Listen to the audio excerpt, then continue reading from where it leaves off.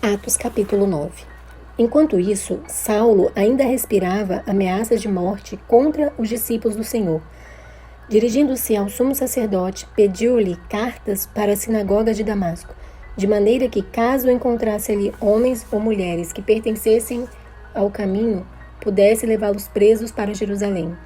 Em sua viagem, quando se aproximava de Damasco, de repente brilhou ao seu redor uma luz vinda do céu.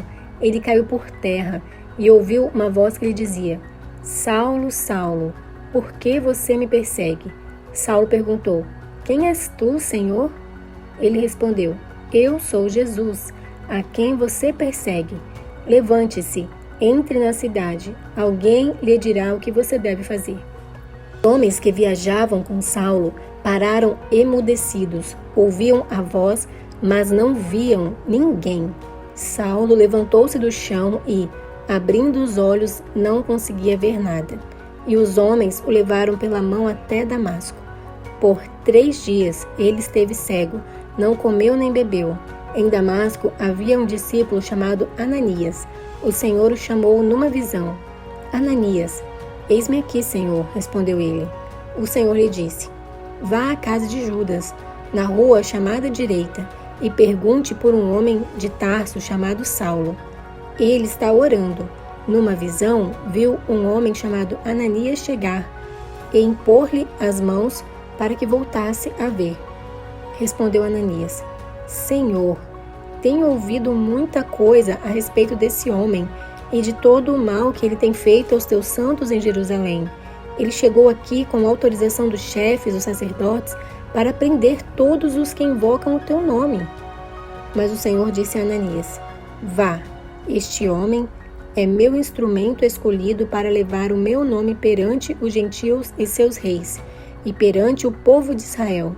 Mostrarei a ele o quanto deve sofrer pelo meu nome.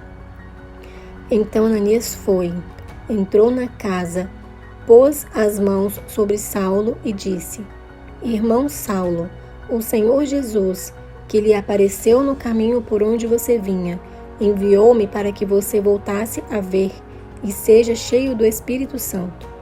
Imediatamente, algo como escamas caiu dos olhos de Saulo e ele passou a ver novamente. Levantando-se, foi batizado e, depois de comer, recuperou as forças. Saulo passou vários dias com os discípulos em Damasco. Logo começou a pregar nas sinagogas que Jesus é o Filho de Deus.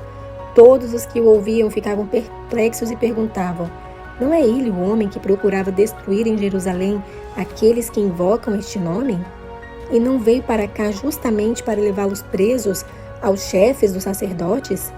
Todavia, Saulo se fortalecia cada vez mais e confundia os judeus que viviam em Damasco, demonstrando que Jesus é o Cristo. Decorridos muitos dias, os judeus decidiram de comum acordo matá-lo, mas Saulo ficou sabendo do plano deles. Dia e noite eles vigiavam as portas da cidade a fim de matá-lo, mas os seus discípulos o levaram de noite e o fizeram descer num cesto, através de uma abertura na muralha.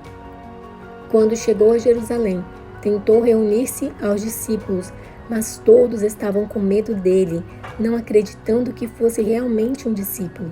Então Barnabé o levou aos apóstolos e lhes contou como, no caminho, Saulo vira o Senhor que lhe falara, e como em Damasco ele havia pregado corajosamente em nome de Jesus.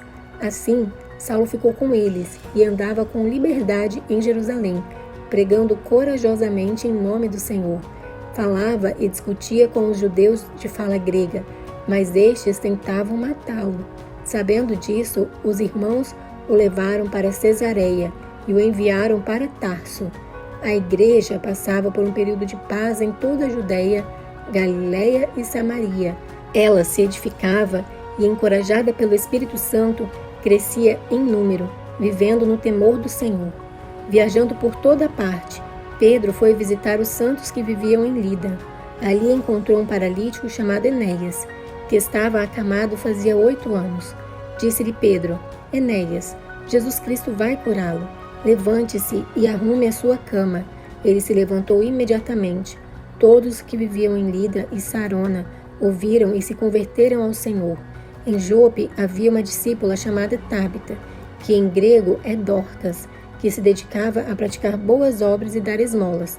Naqueles dias ela ficou doente e morreu, e seu corpo foi lavado e colocado num quarto do andar superior. Lida ficava perto de Jope, e quando os discípulos ouviram falar que Pedro estava em Lida, mandaram-lhe 2 homens dizer-lhe: não se demorem em vir até nós. Pedro foi com eles, e, quando chegou, foi levado para o quarto do andar superior. Todas as viúvas o rodearam, chorando e mostrando-lhe os vestidos e outras roupas que Dorcas tinha feito quando ainda estava com elas. Pedro mandou que todos saíssem do quarto. Depois, ajoelhou-se e orou.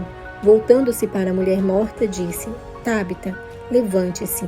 Ela abriu os olhos e, vendo Pedro, sentou-se.